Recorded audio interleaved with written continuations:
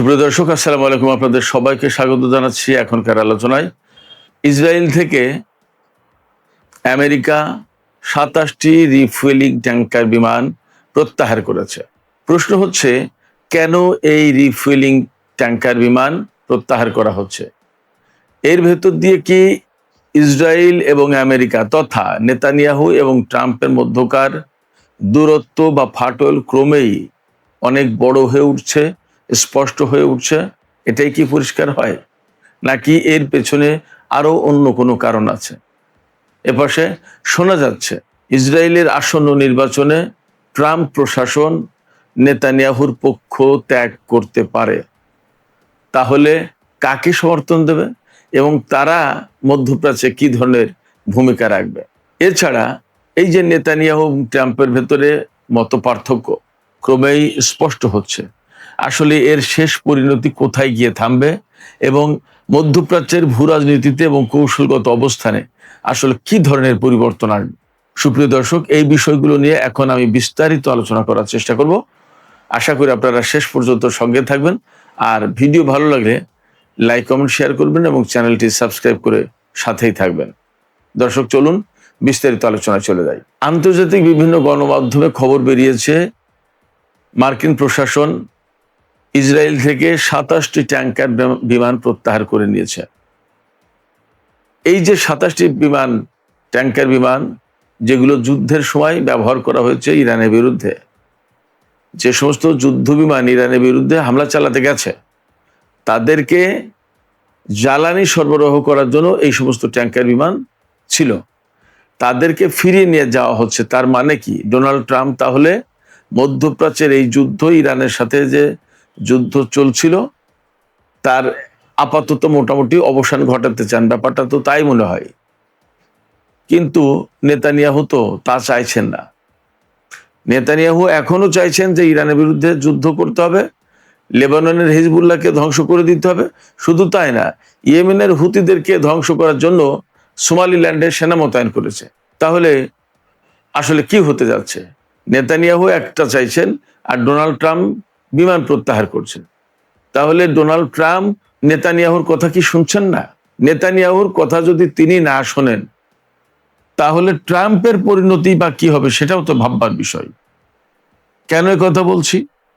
কথা বলছি এই কারণে যে ইসরায়েল এবং ইসরায়েলি লবি আমেরিকার প্রেসিডেন্ট কে হবে, কে থাকবে, এগুলো সব নির্ধারণ করে। তাহলে কি ইসরায়েল, নেতানিয়াহু, ইসরায়েল লবি সবই কি দুর্বল হয়ে গেল ডোনাল্ড ট্রাম্পের কাছে?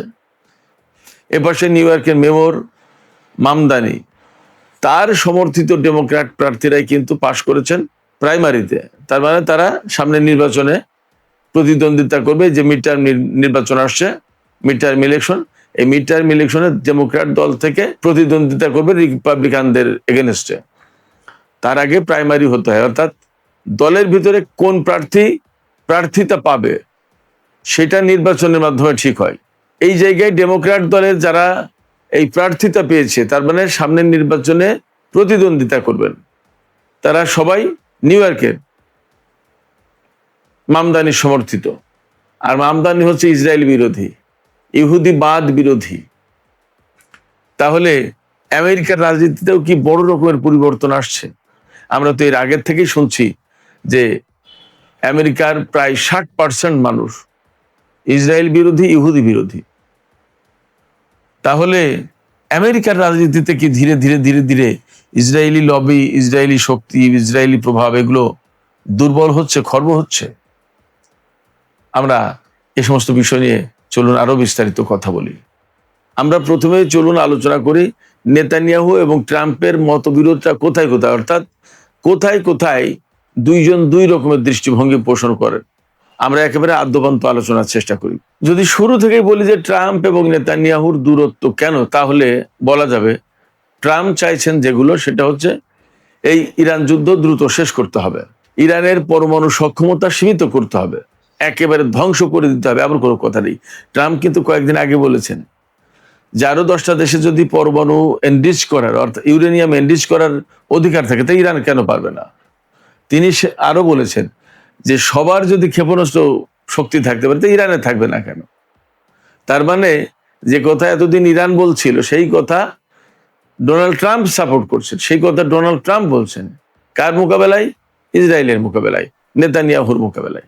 ইরানের সাথে কূটনৈতিক সমঝোতার পথ খোলা রাখার পক্ষে হলো ডোনাল্ড ট্রাম্প। সর্বোপরি আমেরিকা আরেকটি মধ্যপ্রাচ্য যুদ্ধে, সুদীর্ঘ যুদ্ধে, ইরাক যুদ্ধ যেমন চলেছে, এত লম্বা দীর্ঘ যুদ্ধ আমেরিকা আর করতে চায় না, জড়াতে চায় না। এটা ডোনাল্ড ট্রাম্পের দৃষ্টিভঙ্গি। পক্ষান্তরে অর্থাৎ উল্টো দিকে নেতানিয়াহু কি চাইছেন? নেতানিয়াহু চান যে ইরানের সামরিক সক্ষমতা একেবারে ভেঙে দিতে হবে। নেতানিয়াহু চান ইরানের পরমাণু কর্মসূচি একদম ধ্বংস করে দিতে হবে। নেতানিয়াহু চান ইরানের ক্ষেপণাস্ত্র কর্মসূচি একেবারে ধ্বংস করে দিতে হবে। নেতানিয়াহু চান ইরানের উপরে সর্বোচ্চ চাপ বজায় রাখতে হবে। নেতানিয়াহু চান যুদ্ধ কন্টিনিউ করুক, অর্থাৎ যুদ্ধ চলুক, এখনই শেষ করার দরকার নেই। শুধু তাই না, প্রয়োজনে ব্যাপক হত্যাযজ্ঞ, হত্যাকাণ্ড চলবে, কিন্তু যুদ্ধ থামানোর প্রয়োজন নেই, প্রশ্ন নেই। নেতানিয়াহুর এইরকম দৃষ্টিভঙ্গি। এই দুই জায়গায় দুই নেতার অর্থাৎ নেতানিয়াহুর আর ট্রাম্পের মারাত্মক রকমের দৃষ্টিভঙ্গিগত পার্থক্য আছে। এই জায়গায় প্রশ্ন আসতে পারে, তাহলে ডোনাল্ড ট্রাম্প যুদ্ধ করলেন কেন?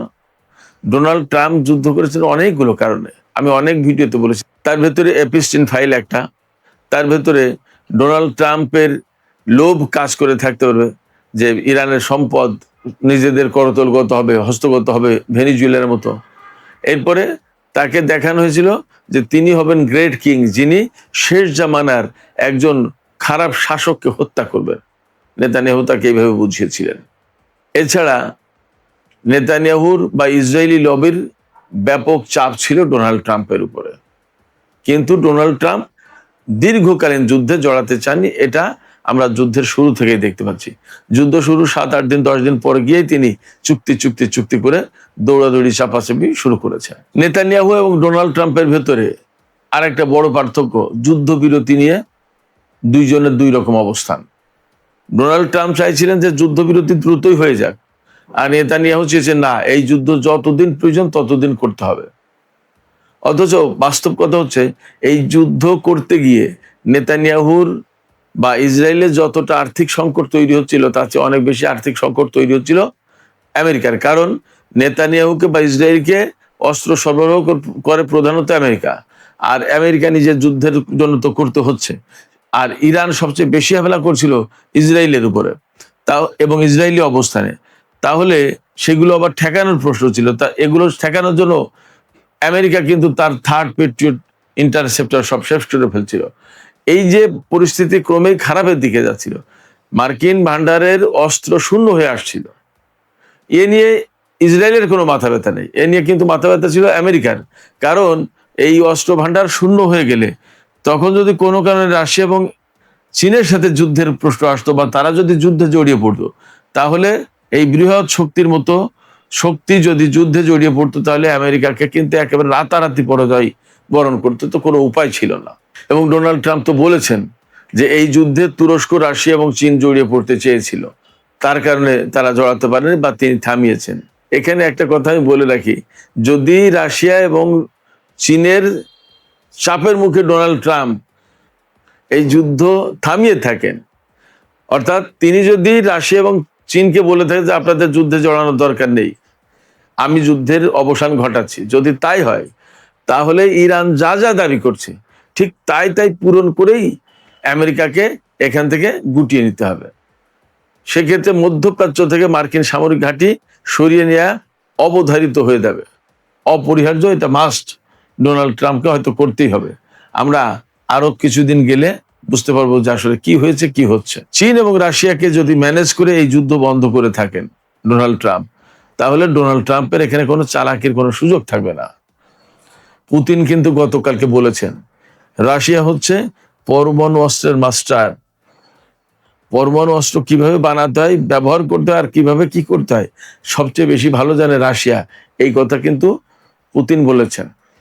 তার মানে কি, আমেরিকা বা পশ্চিমা জগৎকে একদম পরিষ্কার একটা হুমকি।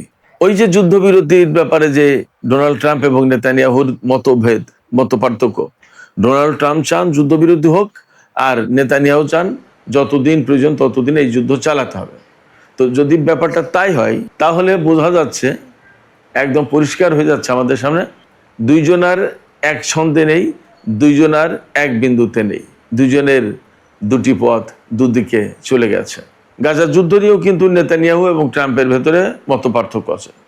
ট্রাম্প চান গাজার রাজনৈতিক সমাধান হোক, আর নেতানিয়াহু চান সামরিকভাবে একেবারে দমন করে চিরদিনের জন্য মাটির সাথে মিশিয়ে দিতে হবে গাজার যে সমস্ত প্রতিরোধকামী সংগঠন আছে, শক্তি আছে তাদেরকে, তারা যাতে আর কোনোদিন মাথা উঁচু করে দাঁড়াতে না পারে।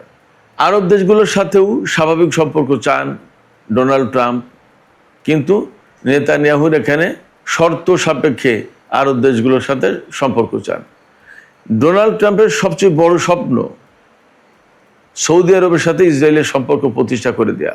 এই কাজটা করে দিলে মুসলিম বিশ্বে ইসরায়েল বিরোধিতা ব্যাপকভাবে কমে যাবে, এমনটা ধারণা করেন ডোনাল্ড ট্রাম্প। যদিও হয়তো ব্যাপারটা তেমন হবে না, কিন্তু তিনি মনে করেন যে সুন্নি বিশ্বের বা মুসলিম বিশ্বের, যাই বলি, নেতা যেহেতু সৌদি আরব, সেক্ষেত্রে সৌদি আরবকে দিয়ে ইসরায়েলের সাথে চুক্তি করালে ইসরায়েলের সাথে যে মুসলিম বিশ্বের যে একটা শত্রুতা, টানা পড়েন, দূরত্ব আছে, এগুলো সব কমে যাবে। যদিও ব্যাপারটা ঠিক তেমনটি হবে না।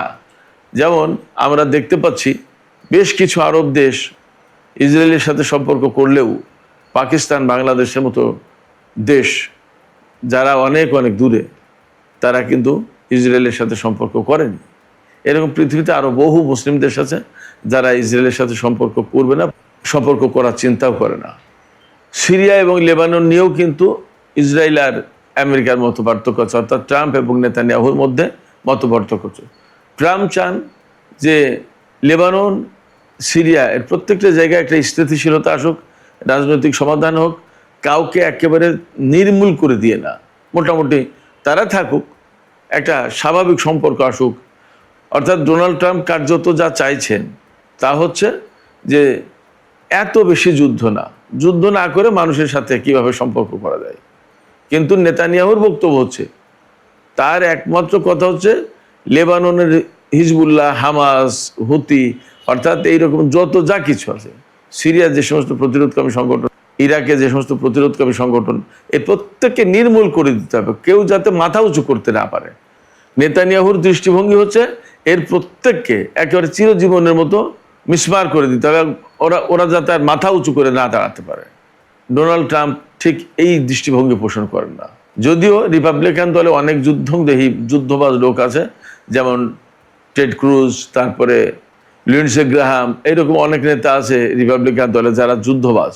ট্রাম্পের রাজনৈতিক হিসাব কিতাব হচ্ছে তার দেশের অর্থনীতি ভালো হবে, জ্বালানি বাজার স্থিতিশীল থাকবে, চীনের মোকাবেলায় ঠান্ডা মাথায় তিনি বাণিজ্য যুদ্ধ পরিচালনা করবেন, ইউক্রেনে শান্তি প্রতিষ্ঠা করবেন।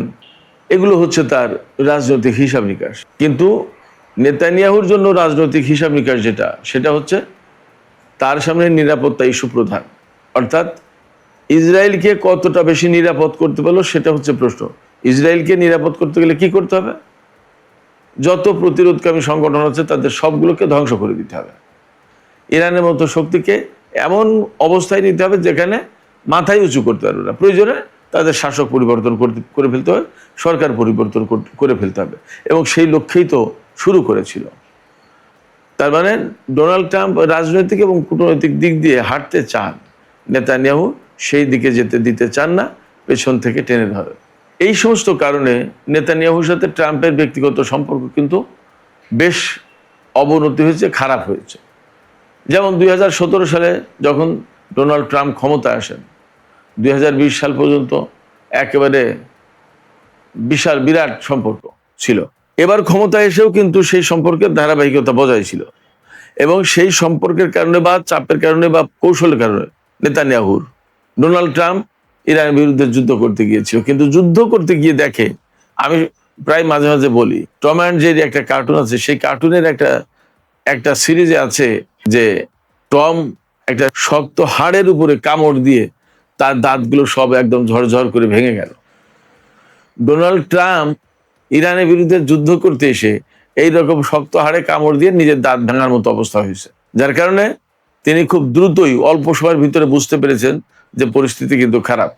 কেন বুঝতে পেরেছিলেন? ইরানের প্রতিরোধটা এত বেশি জোরালো এবং কঠোর ছিল যে তাদের সর্বোচ্চ নেতা থেকে শুরু করে সেনা কমান্ডার, আইআরজিসির প্রধান, এরকম গুরুত্বপূর্ণ বড় বড় নেতা মারা যাওয়ার পরেও মুহূর্তের ভিতরে কিন্তু ইরান ঘুরে দাঁড়িয়েছে এবং আমেরিকার ঘাঁটিগুলো তছনছ করে দিতে থাকলো একেবারে শুরুতেই। আর দ্বিতীয় দিনে তো, অর্থাৎ 1 মার্চ তো ক্যাম্প হুইরিং, কুয়েতের যে বিমান ঘাঁটি, সেখানে ভয়াবহ হামলা চালালো। তারপরে কি করলো? ইসরায়েল অর্থাৎ যেখানে যেখানে আছে সেখানে সেখানে হামলা চালাতে থাকলো। দিয়েগো গার্সিয়া দ্বীপের দিকে ক্ষেপণাস্ত্র ছুড়লো, সাইপ্রাসে ক্ষেপণাস্ত্র ছুড়ল ইরান, এবং মধ্যপ্রাচ্যের কোনো জায়গায় আমেরিকার জন্য আর নিরাপদ থাকলো না। পরে ইউরোপের, বিশেষ করে ইতালি এবং রোমানিয়ার কিছু বিমান ঘাঁটি ব্যবহার করে আমেরিকা বিমান হামলা চালিয়েছে। ইরানের এই যে ভয়াবহ প্রতিরোধ এবং মার্কিন 5ম নৌবহরের ঘাঁটি ধ্বংস করে দিল, কাতারে তাদের প্রধান ঘাঁটি ধ্বংস করে দিল, কুয়েত, সংযুক্ত আরব, কোনো জায়গায় নিস্তার যাচ্ছে না, এবং সৌদি আরবের প্রিন্স সুলতান এয়ারবেজে হামলা চালিয়ে কিভাবে বিমানগুলো ধ্বংস করে দিল তা তো দেখলাম। ইরানের ভিতরে পাইলট উদ্ধারের নামে ইউরেনিয়াম ছিনিয়ে নেওয়ার চেষ্টার যে অভিযান চালালো, সেই অভিযান চালাতে গিয়ে কি একটা লেজে গোবর অবস্থায় আমেরিকার সেনাবাহিনী, তা তো আমরা দেখলাম। সেখানে নাকি ইসরায়েলি লোকজনও ছিল। তো সমস্ত সবকিছু মিলে যুদ্ধের অল্প কয়েকদিনের ভিতরেই আমেরিকা বা মার্কিন প্রেসিডেন্ট বা মার্কিন প্রশাসন বা মার্কিন ক্ষমতাসীন দল, তারা বুঝে গেছে যে ইরানের সাথে পারা যাবে না, সহজ হবে না ব্যাপারটা। যতটা সহজে হিসেব করা হয়েছিল ব্যাপারটা মোটেই তা না। তখন ডোনাল্ড ট্রাম্প যুদ্ধবিরতির দিকে যেতে চেয়েছে, এই যুদ্ধ করতে চায়নি। যখন যুদ্ধ না করছেন ডোনাল্ড ট্রাম্প, তখন কিন্তু নেতানিয়াহু ইসরায়েল একা হয়ে যাচ্ছে। নেতানিয়াহু ইসরায়েলিদের যে কথা বলে যুদ্ধ শুরু করলো যে ইরানের সরকার পরিবর্তন করে দিয়ে আমরা একটা নতুন মধ্যপ্রাচ্য করবো যেখানে গ্রেটার ইসরায়েল প্রতিষ্ঠা হবে। সেই জায়গায় আমেরিকা যুদ্ধের অল্প কয়েকদিনের ভেতরে রণভঙ্গ দিতে চাই। তো তখন ইসরায়েল তো একা হয়ে যায়, তখন তো মারটা একা খাবে, ইরানের সাথে টিকবে ইসরায়েল। এই জায়গা থেকে নেতানিয়াহু এবং ডোনাল্ড ট্রাম্পের ভেতরে মারাত্মক রকমের ফাটল, দূরত্ব তৈরি হয়েছে, এবং সেই দূরত্ব এখন দিন দিন অনেক বেড়ে যাচ্ছে। এর পরিণতিতে কি হতে পারে? এর পরিণতিতে 2টা বিষয় মেইনলি হবে। সেটা হচ্ছে ইসরায়েলের নির্বাচন অক্টোবরে, আর নভেম্বরে আমেরিকায় নির্বাচন। যুদ্ধের প্রভাব তো মার্কিন নির্বাচনে পড়বেই, তা তো পরিষ্কার জানা যাচ্ছে, সবাই বলছে, এর নতুন কথা না। ইসরায়েলেও সেই যুদ্ধের প্রভাব পড়বে। কারণ হচ্ছে ইসরায়েলের যারা এখন বিরোধী দল, তারা বলবে যে নেতানিয়াহু যে কথা বলে যুদ্ধে জড়িয়েছিল সেই কাজ করতে পারেনি, অতএব নেতানিয়াহু ব্যর্থ। এই ব্যর্থতার পয়েন্ট থেকে লোকজনের ভোট টানবে বিরোধী দল, বেনেত নাফতালি, ইয়াইর লাপিদ এরা। এখানে আরেকটা বিষয় আছে, নেতানিয়াহু যেহেতু যুদ্ধের ব্যাপারে অনেক বেশি চাপাচাপি করছে এবং এপিস্টিল ফাইলের মতো বিষয় নিয়ে বারবার ডোনাল্ড ট্রাম্পকে হুমকির ভিতরে রাখেন, ব্ল্যাকমেইল করে, এই জায়গায় নেতানিয়াহুকে ক্ষমতা থেকে সরিয়ে দিয়ে যদি বিকল্প কোনো ব্যক্তিকে আনা যায়, তাহলে ডোনাল্ড ট্রাম্পের জন্য সেইটা ভালো, নিরিবিলি নির্ঝঞ্ঝাট। এই নিরিবিলি নির্ঝঞ্ঝাট একটা অবস্থা তৈরি করতে চায় ডোনাল্ড ট্রাম্প,